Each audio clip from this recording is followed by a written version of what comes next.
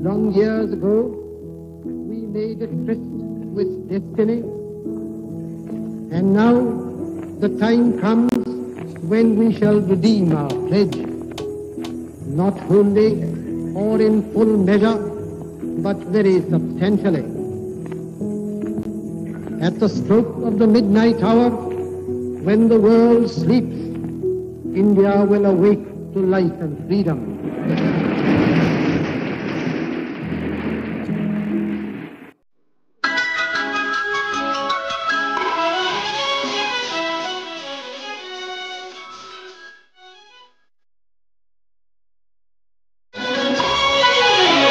పండిత నెహ్రూ పుట్టిన రోజు పాపలందరికీ